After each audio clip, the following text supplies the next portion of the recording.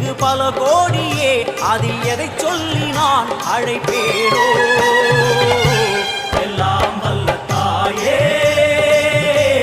எங்கும் நிறைந்தாயே, எல்லாம் வல்ல தாயே.